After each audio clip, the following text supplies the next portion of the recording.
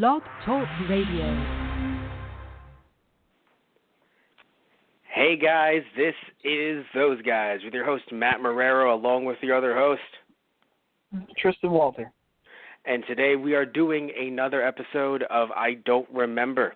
Actually, it might be the first one of I Don't Remember. Did we, because this is an anime film, Tristan, did we put this in Anna Saturday, or did we lump this in with Friday Night Movies because it's a movie? I'm pretty sure we put this in Anna Saturday. Well, you got me. Thank you so much. If anyone ever wondered, why don't you pay Tristan? I don't know what the hell you put it up as. Jesus. I'm so sorry, Tristan, that you, being another person a part of this, for how many years now? How many years has it been? Almost 4 years? No, almost 5. Oh, God, I'm dying. Well, the entire Earth is. Your golden destruction has come. Yeah, right? It's just like a giant Ghidorah, but it just talks to us about, like, ages of things. Did you know that a Toonami originally aired, and I'm just, like, slowly dying? Anyway, so we are talking about the third Godzilla Netflix anime movie. So if this wasn't part of Anna Saturday before, it is now. The third Godzilla anime movie called Planet Eater. Wow. I mean, this thing, I honestly, I didn't know what to expect. I mean, it's funny. I knew what to expect in the sense that they were leading up to this moment. Even if you don't know the name of the film, Ghidorah's name was mentioned in the after-credit scene in the first movie. So you always knew this was a possibility. Right. However, I didn't realize how far they would go and what they would do with Ghidorah. And yes, when I knew the name of the movie and I saw the Japanese poster, I was like, oh, damn, Ghidorah might look good. But still, I didn't know where they would go with this. I didn't know if they would turn this into, Godzilla teams up, because they did say every monster other than Godzilla is dead. But easily you could have had Rodan come out of a volcano being like, honestly, I didn't want to do anything, but now that I see that this could destroy all of us, well... considering Mothra dies almost every movie it's in and is reincarnated as larvae to then come again. Yeah, now they did say, I'm pretty sure in the second movie they said, no Mothra, and they dispelled that immediately. But we always thought, I know it's like a fun joke at this point, but being dead serious, Mothra finds a way. Oh my God. But Mothra does. I feel like the spirit of Mothra was there. I mean, he literally was. I can help you guys out telepathically, but that's about all I got. And he literally did. Because he was there. Cool. Yes. No, that was cool. I just thought that was going to bleed into real life, and I was going to be really hyped. Yeah. Because I don't think that there was anything so wrong with this movie that I'm like, oh, this is a terrible film. There is so much good about this movie. But, of course, there's always a few things here and there. I think one of the things, to me, that sticks out is how in every other movie there's a reason why you give Godzilla help, because Ghidorah is meant to seem like this otherworldly being, because he is. And when you literally call him a god, in this case, granted, yes, he's being built up by, when cults. You literally turn Ghidorah into a black hole anomaly, holy shit. Exactly. You sit there and you're like, oh, Godzilla might need a little bit of help. Sure, this is a Godzilla I'm not that's gonna lie. Yeah. Usually, looking at old Godzilla films, I kind of, looking at them fight, I'm like, all right, Godzilla can go toe-to-toe with Ghidorah. The 3 heads and having electricity, it gives him problems, but it's not like he can't physically fight him. Now it's just like, we have an interdimensional being that doesn't obey the laws of our universe versus one giant hyper beam lizard. And let's be fair. This is a Godzilla that's been around. Just looks up like, yo, the fuck is this? No, and it's a thing too. Here's the thing, dude. Right? With this Godzilla, we have to be, fair. He has been around for hundreds of thousands of years at this point, like billions of years. I thought how long they've been off Earth. They've been off Earth for a very long time. Yeah. because they left in their timeline. It hasn't been that long, but being in space, the region of space that they're in versus the time on Earth, I'm pretty sure it was either. I forgot if it was. I think it was 100,000 years had passed. Okay. Yeah, no, because I was saying I don't remember if it was like, hey, just because we're in space, this far in space, it is, a long time, or when you get to Earth, it will be. Because, of course, space travel is not time travel.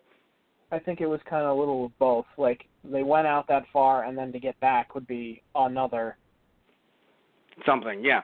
So they've been away for a very long time. So obviously this is Granddaddy Godzilla. This isn't like, ooh, bright-eyed, bushy-tailed, I might like to destroy a city if I could. No, this is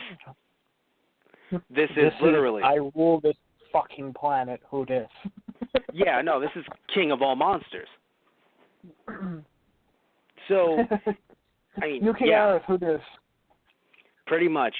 So when it comes to this version of Godzilla, we do have to acknowledge that, but still, I don't know. Like I thought that it would have been smart if Mothra even did something small to just, even if it's a distraction, and then Mothra is like, "Yeah, I'm dead again because I'm Mothra." So that's just my take on it. Like again, because the thing is, I feel like once Ghidorah was brought into our physical realm, which of course it was beautiful. Like, look, it's a standard. Not even just tokusatsu, specifically giant monster movie, kaiju movie, or daikaiju.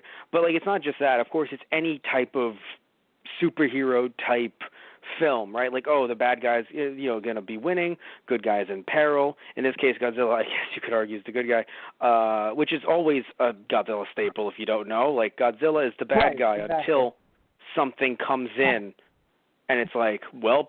What other options do we have? Would be like, we gotta kill Godzilla. Another giant monster, usually from space or from other misgivings of humanity on Earth.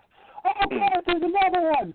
Hey, Godzilla, you mind taking care of that? All right. I'm just gonna lay this out right now. I'm not doing this for you. I'm doing this for me, because this is my turf, not yours, mine. And then I'm gonna go over there and punch that monster in the face. And then, like the good cat, like the good cat that Godzilla is, he then goes to sleep afterwards. Takes a nap. Oh my god. Oh. I mean, is that not accurate? Godzilla's a giant cat. Pretty much. I mean, if your cat could use like radioactive energy beams. If your cat could go atomic, it would. Holy shit. Just saying. Oh no. Also, by the way, I'm really happy that the movie did something, because, okay, so when the movie started out, they said something that I sat back and I was like, I really hope they don't go along with this. And thankfully, by the end of the movie, they kind of just showed that the initial exchange between Haruo and, I can't remember the other guy's name, the scientist, who he didn't seem like a mad scientist, but he kind of became one. I mean, I call him a mad scientist. When you see everything that's gone around you, everything, and your first thought is, thank goodness we used that girl who's in a comatose, like a vegetative state. Thank goodness we used her blood to be able to make a nuclear reactor turn on again so that we could actually start humanity again. Because fuck these primitives. It's like, whoa, holy shit. Okay. Like, I mean, he didn't say it like that. Afterwards, though, they were like, oh, this primitive lifestyle. Like, that's just this consensus. Also, I'm pretty sure he said stuff like that in the second movie. I mean, I feel like it's kind of, they're split at that point, because some people in that group are still like, oh, I could live this style of life and I'd be happy with it, whereas others are like, we've been living out in space on a space station for the last God knows how long. I don't know if I'll ever get used to being on, grass and on a planet again. So I can kind of see why they would want to return to some of that. But I still would like to potentially just give just a small backhand, because it's just like, wait a minute, so you wanted to come here to fight for the Earth because the Earth is yours, and you're upset that the Earth is too earthy? Get the fuck off this planet. Okay. Like, all right, okay, from that perspective, I get what you mean. Take about like 5 years. I don't think you before inherently trying to be like, oh, living like this is horrible. It's just not the type of lifestyle he's used to. Yeah, but it's shown in a way. The thing is, when the movie starts out, the reason why I'm talking about this course correction in a good way, it starts out with him saying to Haruo, maybe it wasn't humanity's fault, as if trying to push the blame off of people to try and further his own scientific ambitions to try to recreate society. Because the movie starts off with, we've been puppets probably to summon these monsters. And it's like, fuck off. Like, you were puppets to summon Ghidorah, not Godzilla. Yeah. Like, Godzilla was created, or at least was awoken, due to humanity's error. Yeah. Which is not humanity, but humanity's need to expand, industrialize, instead of just, you can of course expand, the natural way. you can repopulate civilization, don't get me wrong. I'm just saying that, like, to expand in a way, the environment can't hold your numbers, and then you have a catastrophic collapse of population once again. No, I know, but, like, I don't have a problem with the population thing, because, like, I'm not going to sit here and try to ration people. I'm talking about, like, making these structures that over time ravage resources in the area, not just from building these structures and stopping the natural flow of life, but also utilizing the planet only to your gain and sapping it dry. And here we have, I can't remember the scientist's name. I'm going to look it up. Here we have him. You can kind of do that simply with agriculture as well.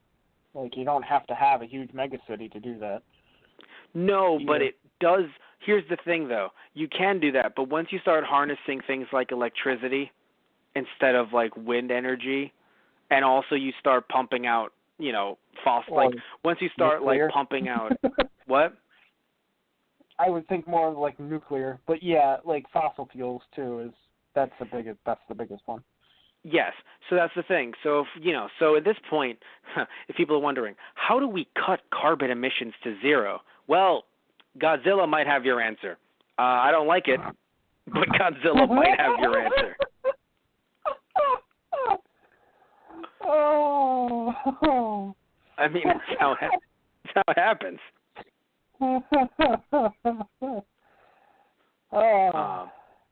But anyway, so, and by the way, if anyone's wondering, like, why are you guys talking about this?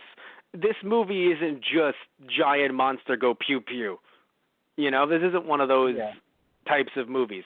If it was, then we wouldn't be talking about this. Like, we didn't really have to talk about. There was a little bit to talk about interesting history stuff, but there's nothing in Frankenstein Conquers the World about, deforestation. Right. Yeah, I mean, this one, the movie itself was never really about. It wasn't like Godzilla centric. It's been. I'm not saying, like, older Godzilla movies don't have to do with the people involved. Like, they do, obviously. But this one kind of took a heavier stance on, what is humanity? Or, what is it to live? What is it to survive? What are we fighting for? Why are we here? And I think the reason why I did that is because you have to, even though I do think that some of this movie could have been cut down a little bit, at the same time, if you need to fill the hour 25 slot for 3 films, you're going to extrapolate on humanity's suffering and the human characters much more than the giant monster fights, especially when, I'm sure they have a big budget, but I just have a feeling that, and maybe I'm wrong, that this, also maybe it's relative when you when you convert, like, old money, like 70s, 60s, 50s money, to current day money. But animating that Godzilla versus crafting an amazing suit in an amazing city, I don't think the prices are comparable. Right.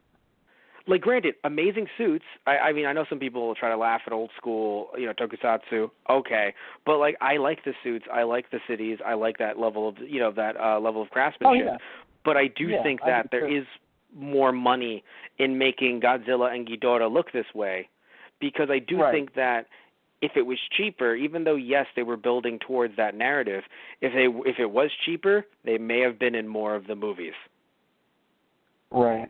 Even longer, or they may have done more things. And when I say done more things, I mean like there was a lot of cutting away, there was a lot of like slower paced stuff, and of course, yes, like Godzilla is a slow character in general, and you do have three heads kind of wrapping around.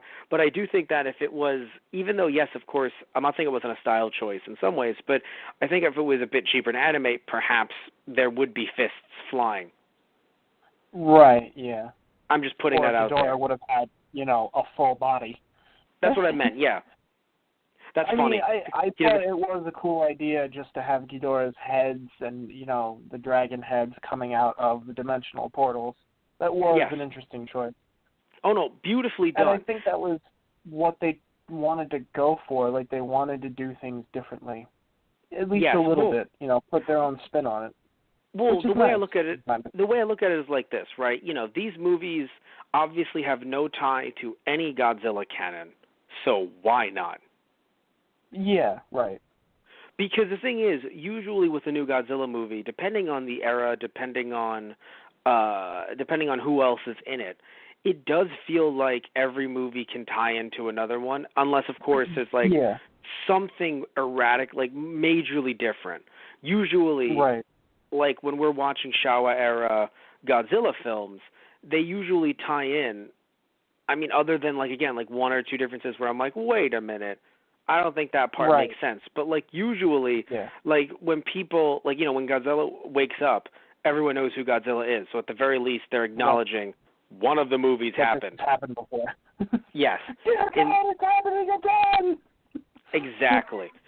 In this case, these three movies, obviously Godzilla had and all the other monsters, to be fair, had awoken, did their shit, and then this happened. Now, you and I have talked about before, like, there's striking similarities between these sets of movies and the current trailers for the new live-action U.S. Godzilla movie. However, we do have to acknowledge that after seeing some more trailers, it does seem like Ghidorah might be in that one, which, of course, completely, like, all right, goodbye. Like, in no way could you could you tie the two together. But it was interesting because while I haven't seen the first Godzilla movie, the newer U.S. one, I did see a trailer for this one coming up, this new Godzilla movie, and it really does look like it's the time before everyone's like, so we have to evacuate, right? Doesn't it though? Like it looks like the statement of the century. No, but it looks like that evacuation scene, but just like extended. Like, oh, let's try something out first. Oh no, we're fucked. Okay, well let's evacuate. Oh, I'm sorry. Wait, is it too late to evacuate? Oh shit.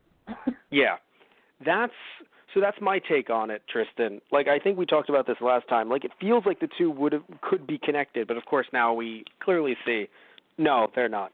But other than that, yeah, like, this is going to be something completely different. And also, of course, we mentioned this before, because this is the third time we're talking about this, because it's the third movie. Because it's anime, there's so much more you can do. Why would you, and I don't say, again, limit it to try to knock down tokusatsu and the beauty of it, but why would you limit things to, I can punch, like doing the poses, everything? Why would you do all that when you are working with a completely different medium, a different platform? Right. Godzilla can, yes, he's still slow, like he is in different toku, to be fair, in live action stuff, but why would you stick to... The scale is a lot different, too. Yes, of course. Why would you do all of that? Like, again, why would you make, make him Like, why would you make it look like there's someone in the suit, or why would you not make there be little intricacies like the steam, or why would you not have Ghidorah's heads come in? Mothra, again, the disappointment, but still, why would you not, like, you know, we saw other monsters in the first movie, and even then, like, too, like, looking at those little, like, weird Monster Hunter-type monsters, why would they not exist if you could make them to try to give them a threat instead of it consistently being Godzilla? In the first one. Right. We talked about that with the first one, but like still, it's a different medium, so do something different. And I really love that, even if I don't like some of the differences, where even though I love the way Ghidorah looked, like it was stunning, I still think that, you know, again, he was beaten a bit too quickly once he was made physical in our realm, but at the end of the day, I still believe that I respect their choices. Like, I respect that they wanted to do something different and that they understood that, hey, look, we're doing, like, this is anime. This is not live action. Yeah. Right, yeah. So let's do something different because we know that we're never going to we're never going to go back to this story. I mean, hell, even killing off Haruo. Do I like it? No. But do I respect it? Yes. Did it need to happen? Also, yes. I don't like it. Also, because yeah. Tell me how you really feel. No, it needed to happen, but I don't like it. Well, I say it needed to happen in the sense that... I mean, it's funny because I don't know how you feel about his character specifically, but, like, I really love his kind of character. I know there are other friends that I have that watch anime. They're like, oh, I hate characters like him. I'm like, I love characters like him. Well, I think it might be also in other contexts. In other contexts, it might be like, dude, you're going a bit too far with this. But in this one, it's like, dude, what other options do you have? There is, like, everyone you know, is, as far as you know, is dead in space. They look pretty dead from my view. So everything's gone. And now here you have the one person who you've trusted for years, who's not Metphis, the one person you've trusted for years, and what do they tell you? What if we make everything like before? And it's just like, because here's the thing too, right? Them laying low, Godzilla, I don't know how long they were laying low, to be fair. It seemed like a while, but it might have only been a few months, but it seemed like a while. But still, they were laying low, and Godzilla was chill. So literally, it's like, what if we rebuild? And it's like, so you're going to make a large building for this motherfucker to still destroy. Like, you've learned nothing. Hey, you built a condo on my favorite patch of rainforest. Fucking shoots an atomic ray. Like, that's the thing. Like, you're just building things for him to destroy. You've learned nothing. Fair too. I really do think in the moment, I think he was just so happy at the sense of, and it's an idea of reclaiming the Earth for humanity. I don't think he would have wanted to go down the same path of society, like going to the point where you create a Godzilla and you trash your planet to the point of you have to leave it. I think it was more of a sense of we can return to a sense of normalcy. Yeah, but Tristan, do you think that originally in this timeline, in this universe, everyone was thinking, let's make a Godzilla? This isn't Frankenstein. It just happens. No, I mean, yes. Even I'm one just of the... saying, when I call him... his intention is not as malicious as you're making it sound. But you're not... Okay, I think we're looking at this very differently. Okay, you're looking at it in a Jurassic Park sense. No, although yes. Well, yes, but in the way of the best intentions, some of the worst things imaginable have started with the best intentions. Yes, I was going to say this directly. Find me the most evil people in real life or in media and ask them if they think they're evil. Okay, yeah. So, of course, Yeah, right? But that's the thing. It's essentially... I just want you to offer up your life to our God, and so you don't have to suffer through your life. I mean, dying is the best course of action. Wait a minute. I would feel I have to be honest with you, and believe me, we've gotten a lot of shitty comments online. You know, we put ourselves online as entertainers. We get a lot of shit online. I would feel more like I feel more offended that if someone said that to me than I would if someone just told me to kill myself. Because I'm like, don't fucking give me this flowery language bullshit. Oh, yeah. Oh, no. Offer yourself up to our God. Fuck off. I mean, that's the weird thing. Like, from his, like, obviously, Mephis's plan for all of this to have everything just fall into nothing. And you could say that's the downfall of their society, too. They made such a complex machine, and they could look into the future and basically saw it's like, well, there's an endpoint to everything. Like, well, no shit, Sherlock, but, like, you know, the universe doesn't go on into eternity. It's kind of like the forbidden knowledge, the knowledge that a mortal being is not necessarily meant to know because it kind of drives you insane in a way. Yeah. Yes. And, like, really, at his heart, Memphis didn't want them to suffer. And, like, he did want to save everybody, but it's in a very twisted way in the sense of, I don't want you to suffer, so you're going to die now. Wait, what? but it's just condescending. Like, I'm not even against this message completely. I'm just saying that if I'm going to God complex aura to him, and it is not flattering. Yeah, him and his dad. Like, I'm just gonna have to be like, well, no, because I'm just saying that, like, if I'm gonna kill myself, I'm gonna do it on my own time. Like, fuck you, right? And trying to put a schedule to my death. Fuck you. Right, exactly. And that's why Harlow does what he does. He's like, even though, you know, that's why, which I loved his line, too. It's like, I don't care how short and how pitiful and how horrifying this existence can be at times, it's still my life. I'm going to live it. Fuck off. By the way, I love the trope, and it's not just this movie, it's any form of media. The trope of, I'm going to show you visions of people that you knew who aren't around anymore, and they're going to talk with no, like, reference to who they actually were.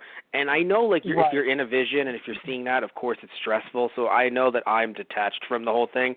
But it's just funny because, like, I don't know, like, if this happened to me and someone showed me a vision of my dad, it would be so odd if, like, my dad spoke the way they do in these movies where, like, oh, my God, Dad, it's you. And it's just like, yes, it is, wiggity, wiggity, Matt. And I'm like, I don't know if that's my father. What do you mean, yo? You got to go with the flow. Yeah, I'm pretty sure that's not my dad. Like, I have a feeling that's not. No, because they talk so differently that even when we've seen them in the movies. Yeah. Like, I'm sitting here and I'm like, even though it's the same voice actors, I'm like, are you even a different voice actor? Memphis, did you even get the voice right? Sorry, all of you humans sound the same. To me, at least. I'm sorry. Is that racist? I think it is. It's okay. It's not going to matter in about 5 minutes. Because you won't have a race to be offended for. Well, that's oddly comforting, but also fuck you. Right. Yeah, no, that's also what I thought, too, especially when he was hearing it from his grandfather. Okay, even before he starts talking as his grandfather, who we saw explode in space because they couldn't, you know, keep that many people on the space station. Just the fact that it's like, wait a minute, you made the escape pod with my grandfather in it explode? I'm going to fucking rip you apart. Right, and of course that's and just also, that's the... And then when he actually looks at his grandfather, it's like, I would have thought, I mean, granted, he's basically breaking his mind at that point, so I don't think he's thinking clearly. But I figure, like, for Harlow, it would be like, how dare you look at me with my grandfather's eyes and speak and use his voice to speak to me like that? How fucking dare you? Like, I'm still happy that it took him a bit, though, because it is a bit too anime to have it be, like, a complete break off of everything. Right. But still, though, like, because the thing is, like, you don't even have the grandpa being like, look, I'm not saying that I liked it, but I understand now it's what we needed to do. Like, at least that's like a nice twist. But no, he's just like, oh my God, the whole time I was like, thank fucking goodness I'm dying. It's like, really, Yeah. Grandpa? Really, Grandpa? Yeah. Is that what you're saying right now, Grandpa?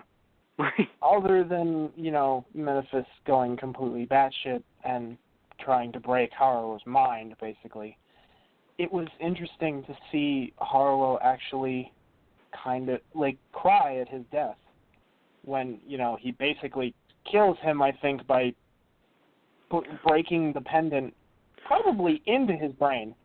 We don't actually see him, you see the pendant break, but I'm like, you put your thumb through his brain cavity. That's what happened. I'm sorry. Yo, I was so nervous because I thought it was like the seal of Orichalcos eyes or something, where it's like, these are still eyes. Jesus Christ, you popped them.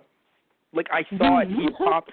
So when we heard the crack, I was like, oh, thank God, it's like a physical thing in his eye. Yeah, I'm pretty sure Memphis ripped out his eye and put the pendant in to then become Ghidorah's eyes. Yes, which I shouldn't say that so nonchalantly. I shouldn't be like, yeah, typical Tuesday, but okay. I mean, it's sure. Anime. It's anime, yeah. Which, that's another thing, too. Even though they could replicate the effect well in a live-action movie, there's some stuff that happened here that I don't think would pass certain ratings boards if it was real. Yeah, exactly.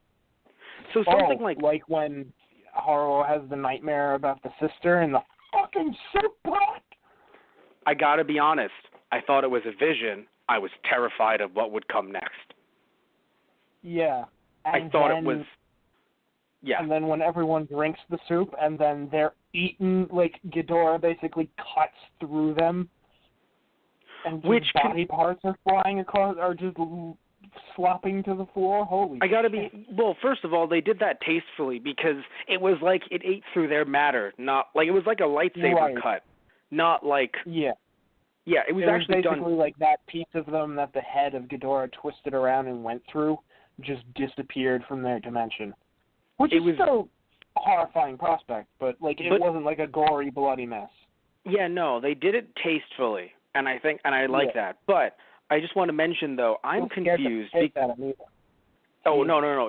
It was terrifying. Of course, it scared the shit out of some of the people in the, there. They were like, let's get our lives. Oh, God, this is what I had in mind. There's one person who was like, I thought the soup was just going to kill me. I was good with that. Was there no poison in this? I thought I tasted a hint of poison. No, that's just the girl I cut up and put in there before. Oh, wait, what? But hey, thankfully she wasn't cut up, thank God. Yeah. Ooh. Ooh. I thought she was apparently okay. Thank God. Yeah, I mean scarred, but yeah. I guess she recovered. I don't know, man. I'm good with it. That's a memory I'm going to need some suppressants for. Exactly.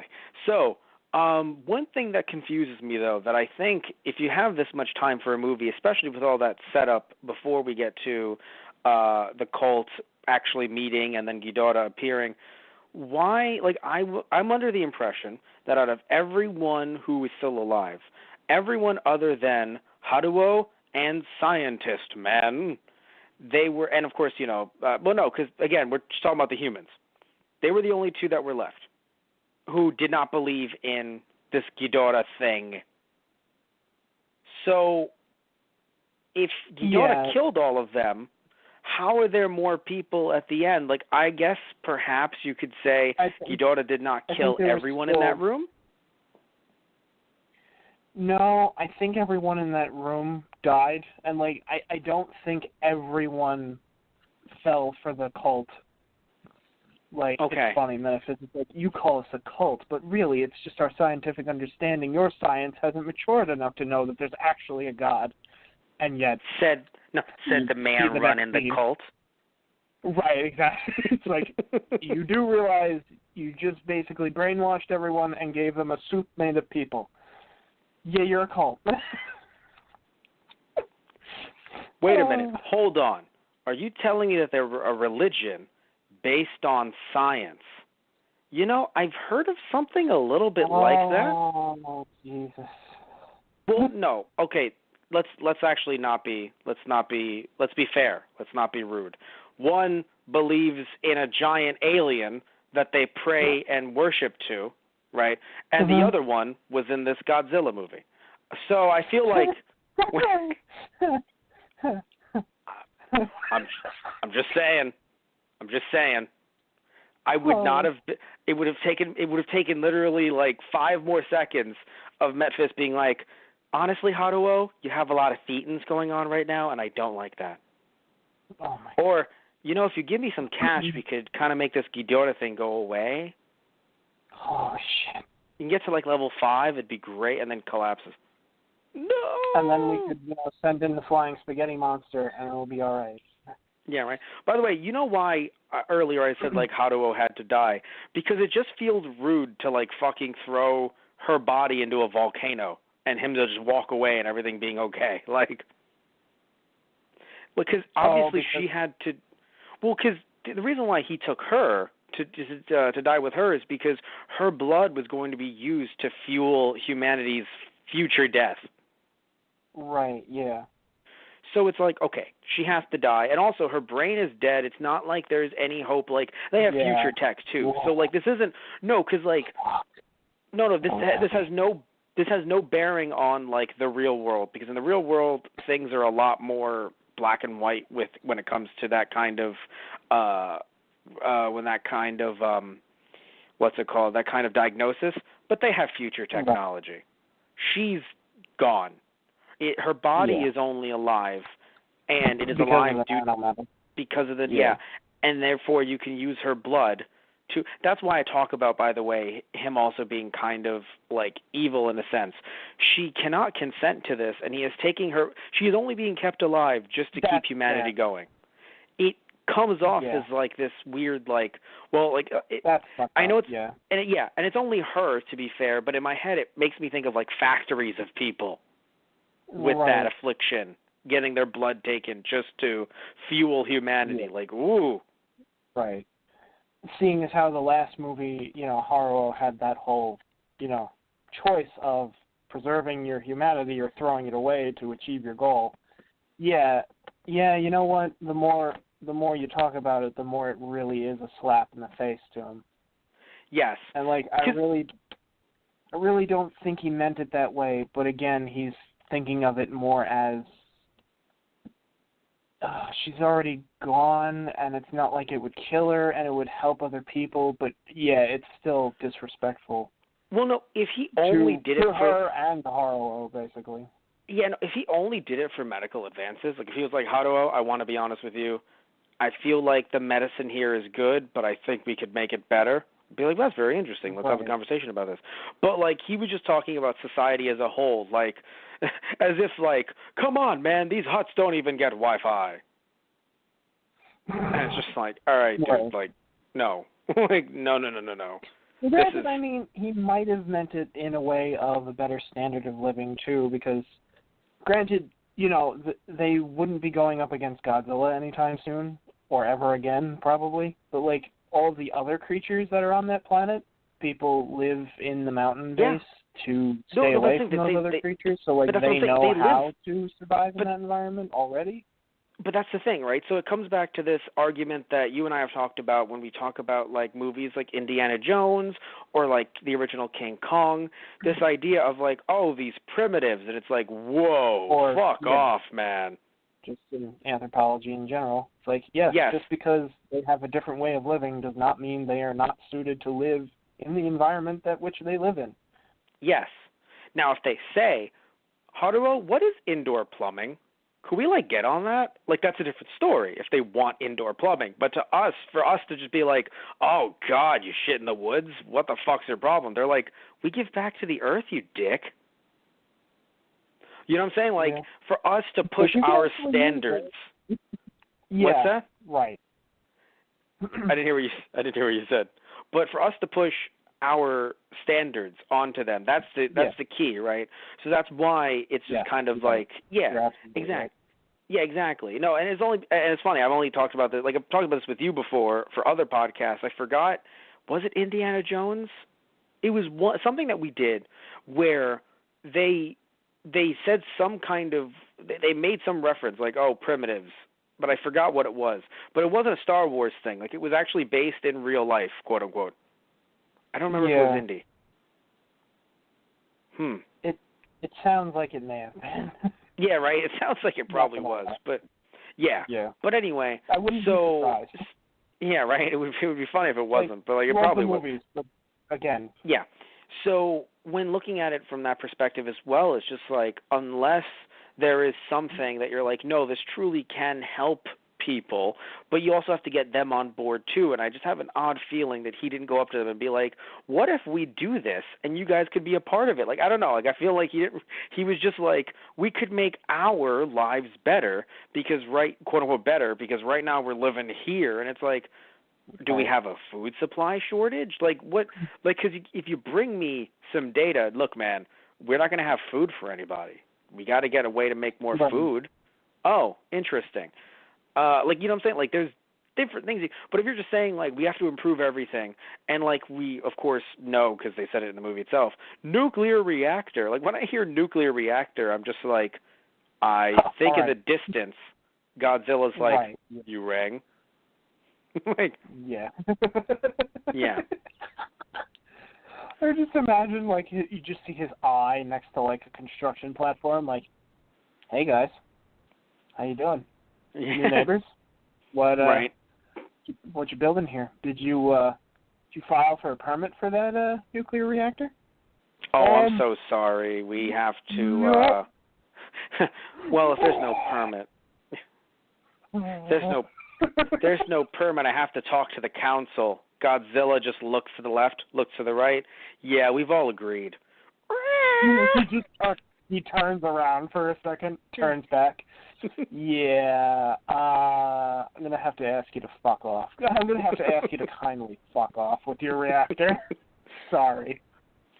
As he's just blowing up the area, like, you just literally have, like, Haruo being like, you know what, fuck it. Hey, Ghidorah. Well, because, what was Ghidorah never comes back to the portal. You rang. Yeah. God.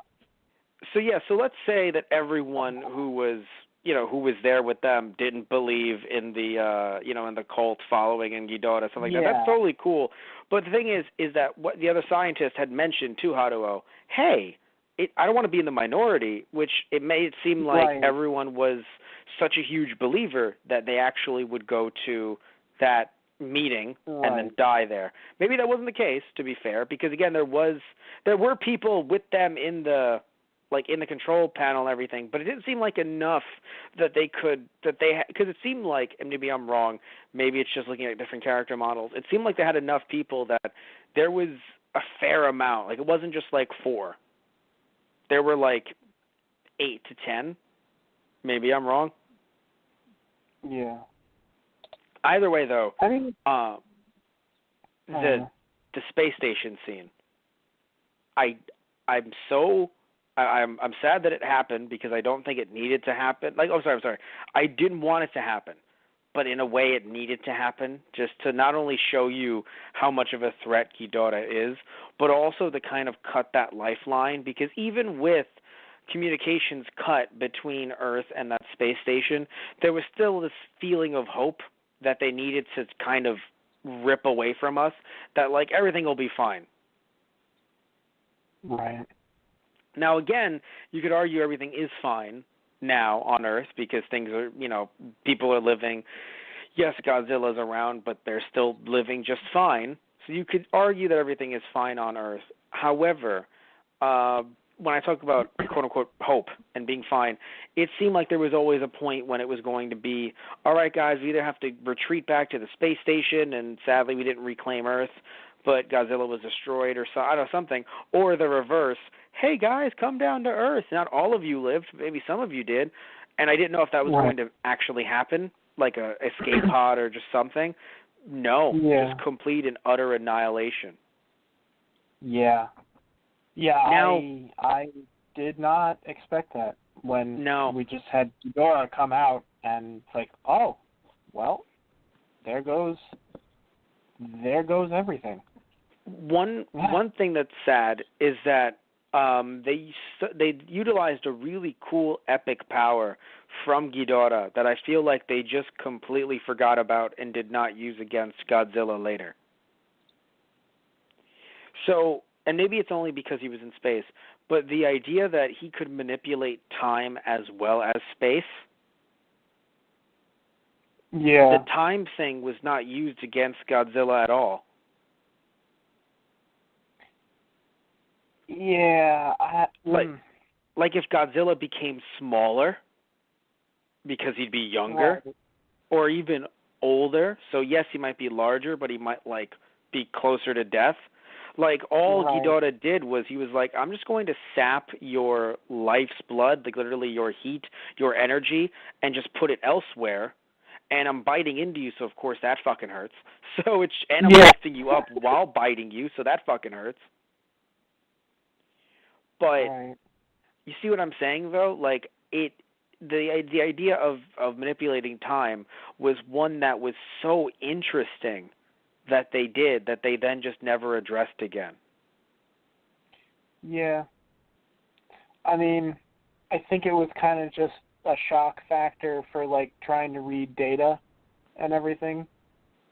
Yeah. No. It was because I don't know if you could have used like the power, like if he had time powers. I feel like that would have been like, okay, guys, we've already made him pretty fucking OP. He can't even physically interact with him. Now we're gonna have him reverse time too. Jesus. I mean, it would have been. I'm not saying that he would have done it like to excess, but like just maybe it's something that he doesn't even know that he's doing. Where like it would have been interesting if like the battle had went on for like not years, but had went on for longer than they thought or something. But like in that contained space, it was either it happened immediately or it did not.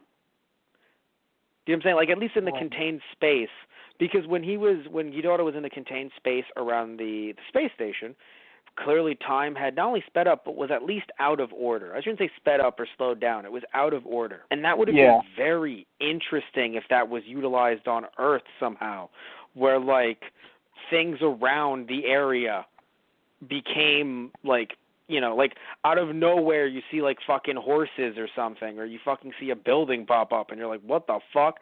And then it immediately evaporates. Just something weird in the confines of that battle. Yeah. Because I think more weird shit could have happened. What was that? Yeah, no, I agree. I think more weird shit could have happened as the fight was going on. Yeah. Other than just the data readings going all over the fucking place. Yes, exactly. But that was still pretty terrifying. Like, at least for me. Like, just hearing them lose their shit about how, we can't read this thing. It literally does not obey the laws of our universe. Oh, beautiful. Yes. And that's why, because the thing is, not obeying the laws of the universe is just it not being, like, because that's what's it called? That's the space instance, right? Where it's like, oh, it does not obey the laws of our space, of our universe. But when you bring in time, it's just like, and then again, on the space station, I know I keep on jumping to that, but because it was so beautiful and so horrifying in one fell swoop, of just hearing them say, before they even say the penultimate thing, when they say, God, like, we just heard this reading, but now it's saying that the recording came in 40 seconds ago, therefore the engine room has been destroyed for 40 seconds, but you and I, Tristan, and anyone else who's watching this, just saw it happen, and then having them realize, oh my God, everything is coming in chronologically out of order, and then we hear them say it. There's no readings on the deck. Does that mean we're already dead? And I got chills. And I hate when someone says that because it's like, shut the fuck up. But, like, I actually got chills. Yeah, no, like, hearing it here in this context, it was actually chilling. Like, all I could think, all I can think of is Kenshiro. But, like, in the moment, I was like, oh, dear fucking God. I don't know why I just imagine Kenshiro just like, oh my God, Ken just running up Ghidorah while going, Oh. can you fucking no, him running up Godzilla. Yeah, exactly. Runs up Godzilla, jumps off onto Ghidorah's neck, runs up to the black holes, and then does his finishing move. The only way we could have made this any more anime as fuck. But he wasn't even part of this dimension, and now he's dead in both. What? He pops. Oh my God! He pops out of one of the fucking black holes. Oh my God! Holy shit! Oh Jesus Christ! And you know what's really funny? Just because in the movie, Ghidorah like burst into light. And we could argue that he wasn't dead, but at least from this physical plane, he's turned back into light and he goes away. Kenshiro doing it, the black hole would just spew blood that would rain throughout the fucking earth. Oh my God. Blood rain, because you can't have any character from Fist of the North Star and not have a rain of blood gushing. Everywhere. Literally, Ken is just like, you're welcome. And everyone's like, this is horrifying. Oh my God. Yeah, everyone's completely silent and just their faces are just this twisted, horrific look. Well, because what's even worse? Like they wouldn't be covered in blood, but they would be blacked out because the blood would be all over the false, the whatever dome you want to call it that is protecting them from the monsters. Right. Oh God. So you would just see blood splatter all over it. It'd be like, we are in darkness. You're welcome. No. Why is it you're dark? welcome. Because the monster exploded outside. Oh God! Is that why you're covered in blood? Also, yes. I don't know why I'm laughing at Kenshiro just running around looking at these creatures from Monster Hunter going, what-da-da-da? What-da-da-da? Oh my What-da-da-da? God. That needs to be a new mode in Monster Hunter. Anyway, I think we've jumped shark long enough. We've jumped, but still, no, but I do think that. I want to say. Oh, sure. As another effect for Ghidorah, I love that. Like you hear his roar through the crystal. Yes. That gave me chills too, because it happens before you actually see him. It was like Metaphys was holding the crystal at one point, and you just hear it, and I'm like, holy shit. Yes, I think hearing people say Ghidorah actually gave me chills in this for some reason because of how much they built him up throughout the movies as a god. So I'm sitting and here and just the other thing too. They really delivered on that. Like they built him up so much in like the end of the second movie and then the beginning of this. Like they fucking delivered. Like holy crap, that was horrifying. Yeah, no. Whatever feelings I have about the fight, it was horrifying. Don't get me wrong. Yeah. Again, like they definitely delivered on Ghidorah. The reason why I said earlier that I think the film could have been cut down a little bit is because with all the foreshadowing they did, at least maybe it's because I know about Ghidorah, but with all the foreshadowing that they did in the first two movies, I don't think we had to see them fall to the cult for that long. Like 15 to 20 minutes is fine, but they fell to it with like out of an hour 25, I think it took maybe like 25 to 30. For it finally to be like, okay. Like, granted, yes, you need to have some type of build-up, but I think that a problem with these movies is that because they're one long narrative, each one has to have a certain moment of lull time to the build, and it's like, but it feels like we're marathoning episodes, even though they're long enough to be movies. Right. I mean, I kind of feel like they had to stretch it out a little bit more for here because you had to have Haruo go through his existential crisis of I don't think I can carry on with this anymore.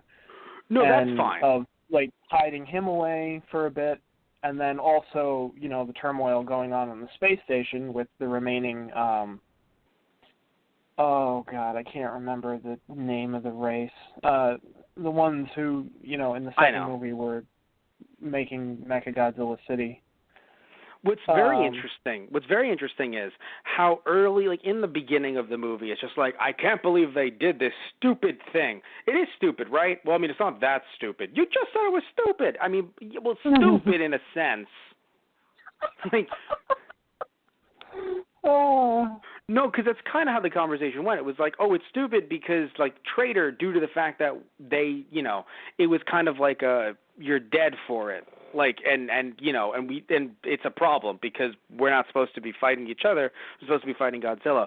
But at the same time, it also, like, Haruo was in a very weird spot, and I'm surprised there was any controversy. Granted, there was due to, like, them, being feuding factions, but I'm still shocked that there was any controversy because it's just like, do you want the Earth to be saved or do you want Godzilla to be destroyed? And I really think that was kind of the point of these movies, where that kind of the mission shifted, where it became a pride vanity project rather than actually establishing life on Earth again.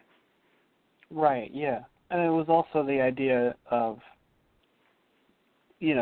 the embodiment of Haruo's hatred, too. It's like, you can't combat the ultimate thing of destruction with your hate for it, because it's not going to make anything better in the end. It's just, you're just destroying each other over and over and over again.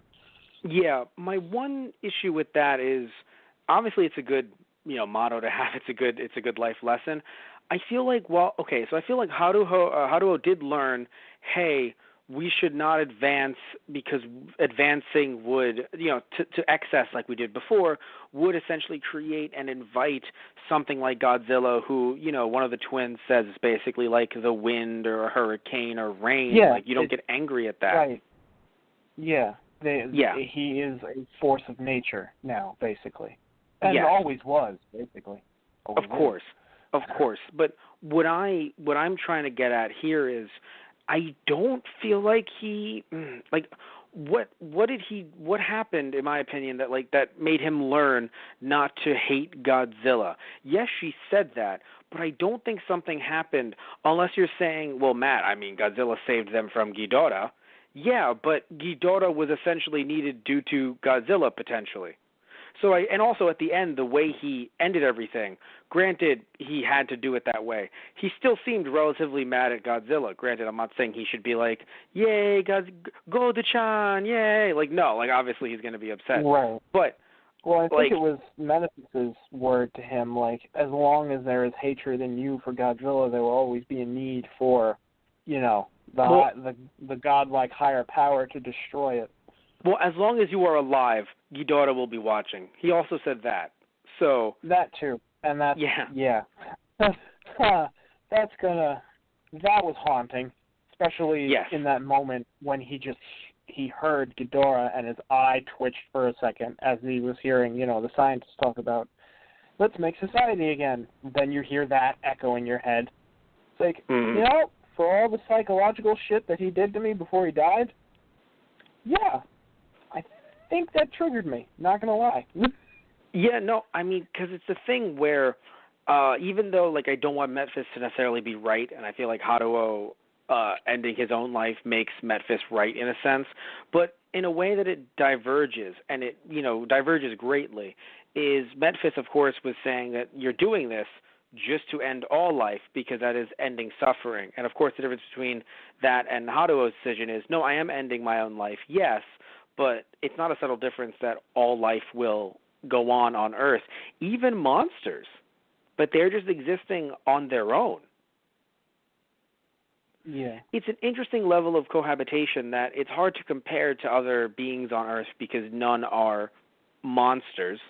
And I'm not even referring to Godzilla. I'm referring to, like, those other fucking Monster Hunter fucking world creatures. They're not, because you can't compare them to, like, roaches or mice. Yeah. Even though, I mean, the biggest monster on our planet is us. Yes.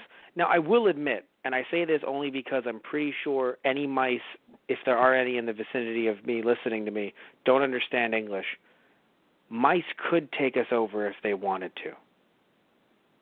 So could cockroaches or ants or basically any insect species because they outnumber us 1,000,000 to 1. Well, I mean, but I don't... Maybe not 1,000,000, but somewhere up there. Yes, but the difference is that I'm pretty sure a mice, oh fucking shit, a mice's eating power, like its teeth and just what it can do, it's much different than if roaches wanted to fuck us up. Well, I mean, like, a roach I don't think. I feel like a roach could eat through your soft tissue just as well as a mouse could. Well, I'm not Googling that, and I never will. So, But yeah, no, I do because rodents' teeth. I mean, shit. I've seen squirrels chew apart the hard plastic on garbage cans to get into the garbage can. That shit's pretty tough. It's not like I would be able to bite that and get through it. Holy crap! Exactly. Yeah, that's what I'm trying to get at. So, like, yes, you could argue certain animals a similar situation where it's like cohabitate, but like at the same time, the rodents mutate and eat through fucking nanometal. That'd be horrifying. Anyway, so what I'm trying to get at, Tristan, is it's hard to make that comparison. Still, if they wanted to, they could, but it's a bit hard to make that comparison. But it's still the idea of coexisting, where it's just like, hey, these creatures also have a bid on planet Earth, so long as they're not destroying it. And from the looks of it, while Godzilla destroyed the structures, but he was never like, fuck your soil and fuck this tree. Like, things get destroyed in the background when he, attacks, but he attacks man-made structures. This version, of course, this version of Godzilla. I don't think he's ever, attacked something that was not a man-made structure on screen. Unless it's another monster to eat. But again, that's just the ecosystem. Right. I mean, I think so, right? Like, looking at all three movies, isn't it, only him going, oh, you have made these structures, I will annihilate them. Yeah. Yeah, I mean, so, it's always just kind of been like you're building on this is my territory. Stop it. Right. Right. No, but I talk about it from the animal perspective of like you said, the squirrel chewing through to get food, it chew through a man-made structure. Or it will make homes in, of course, like trees and stuff. But like when we talk about like the man-made, like an animal like attacking something, unless it's for a food source or like territory, yes, it is attacking. No, it's not attacking anything like you don't have a squirrel being like, fuck this soil, I don't want to fucking deal with this earth. It's like, no, you live on this thing. This is beneficial to you. Right. Yeah. Like Godzilla is not interested in destroying the earth. He's not, because if he would have. He would have done it already. Right. Yeah. Godzilla. Oh, good God! Just Godzilla, just being like making a spaceship. What are you doing? Planet's not inhabitable. Sucks, but it's just the way it is. Humanity's back. Planet's not inhabitable. Getting the fuck out of here. Joke's on them. Sun will blow up in a year. How long do you think they've been gone? Holy shit! Holy shit! I mean, this joke's on them. Right, didn't take that shit into account, did we? No, oh, they didn't. God. They did not. That they would were be the biggest fuck you. Could you imagine if that's how the movie ended? That would have been the biggest fuck you. I would Holy defend crap. it only from these people. It's funny. I would defend it from the idea of humanity deserves it, but it would suck because these people don't. Yeah, right. Like, these kids should not have to pay for the sins of their forefathers and foremothers. Right. Yeah. So that I would hate. And just imagine, like, the planet explodes, but Godzilla still somehow survives, and he's just, like, tumbling through space. Like, well, this blows. Oh, my God. No, I just imagine him with Ghidorah wrapped around him, just the three of them telling jokes. What do you call a Godzilla floating around in space? I swear to me if you say it. Space Godzilla. Ha, ha, ha, ha. Fucking, and all three heads laugh. What if they laugh, but they all have the voices Godzilla from... just, like, has Mothra's egg. Like, he's just holding it in one hand, like, as they're floating through the crowd. They all laugh, but all of their voices are the voices of the fucking hyenas from Lion King. Why do I feel like someone's made that edit before? Well, I mean, we can only hope. So yeah, all jokes aside, though, it is very interesting looking at, we've talked about these different factions before, but really heavily leaning into what some would call an anti-religious stance, but I would argue it's just a stance against being a zealot of anything. Yeah. Because, of course, we then have a scientist at the end who is like, oh, but it's science, so science is good, right? And all of a sudden he says, well, how about we turn up a fucking nuclear reactor and see what happens? And it's just like, oh God. Like, so it's anyone believing in something so strongly that they may abandon a potentially good life they could have. Right. Because look at the space station, right? They clearly have them on a mission to the point where it's like, no, Godzilla or nothing. When literally it's like, guys, if we talk to these tribes here, you could maybe live among them. Right. But no. I mean, hell, in the second movie, it's literally, we will, is the metal the problem? Well, the metal could save us, but wasn't the metal the problem before? We will become the metal. I think this is bad. Right, yeah. I mean, exactly. You had the scientific ones, the ones based solely in logic, becoming, and, that's another thing. It's like looking at, technology is not inherently evil. It's the users and what you use it for that determines whether it's beneficial or detrimental. So we even had that already, too. Right. So it's not like the movie, the series was just picking on, just picking on religion or anything. It's like, no, it's showing you the different detriments that humanity makes for itself through multiple facets. Yeah, some of them not even being human. Because, of course, the other two races, Mephises and the other race, they're not even human. But, being written by humans show their fallacies. Right. Yeah. Yeah. And even, everyone coming together in a common goal to fight against Godzilla as well. To the point of they're fighting with each other, and they're literally the last of their kind floating in a space station that is already falling the fuck apart. So it's like, well, we've completely lost sight of what we were doing. Yeah, no, and it's not even about, because yes, you could argue fighting Godzilla should have been the mission, because of course, but again, not being able to deviate from that goal, it then became this, like I said earlier, not being able to adapt to the situation and being like, okay, maybe there's another path we can take, and we can all kind of coexist, and it'll be fine. No, it's all or nothing. We're taking back the Earth, or we're dying trying. Which makes sense originally, because again, you didn't know about tribes. Like in the first movie, that was the goal, and it made sense at the time. Especially when we saw Godzilla's size, and we're like, "That's perfect. We've done it." And then we realized that they just killed Son of Godzilla, and we're like, "Well, that's kind of sad." Oh my fucking God. I mean, that's what they did. They killed a much smaller, it basically was a Son of Godzilla from the scales. It wasn't Zilla, the American version. It was pretty much the Son of Godzilla looking at the scales of them. Right. So, anyway, but no, like I said earlier, it became a vanity project. It became, this is what we must do. This is what we have to do because we were humiliated. I mean, fucking Memphis even tried to manipulate Haruo with that whole, you were humiliated. So don't you fucking hate him because he humiliated you? And it's just like, we were humiliated. And it's just like, look, man, at this point, if you have a race of people who are on the Earth who could actually not even fight against Godzilla, but somehow find a way to cohabitate. I mean, Godzilla seemingly never messes with them.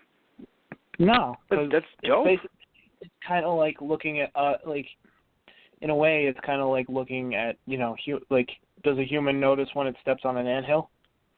Yeah. I mean, you kind of should, but, to Godzilla, it's like, I don't know if even Godzilla could see them, that far down. He is literally towering thousands of feet above the ground. I'm not even sure if his eyesight could pick up the movement of a human on the ground. I thought they did in the earlier movies, but granted, it might have been from different vantage points, on a mountain. Yeah, I think it was more when they were kind of, flying around him. Or, there was a ship around, or, he kind of knew the general area of where they were in and just shot in that direction. I don't know if he could pick up like single people. Okay. I can't remember them. No, that's fair. I could swear it was like I see him and he sees me, but like you're standing on a mountain, i.e. higher up, elevated. Oh, yeah. Yeah, maybe that too.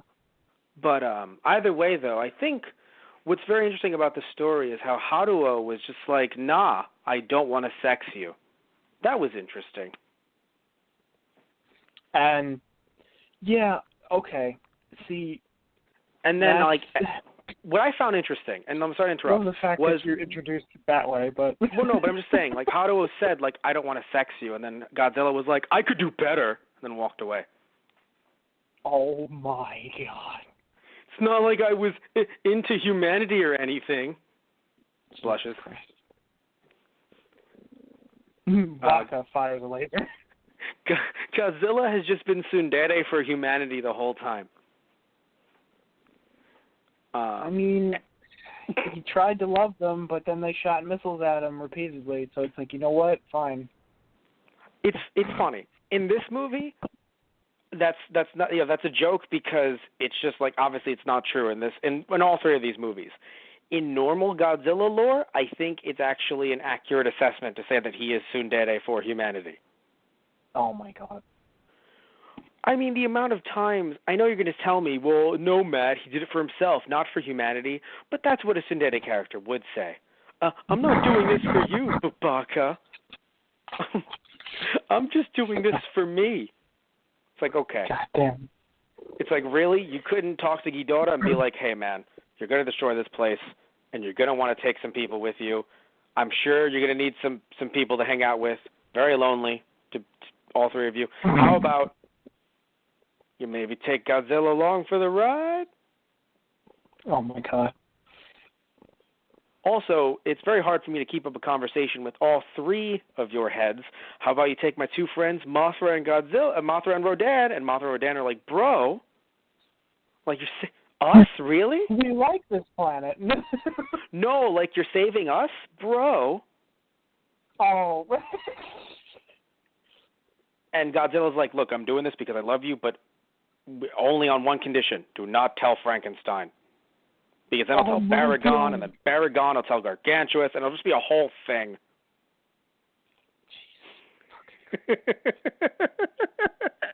Don't get me started on Anguirus. Good.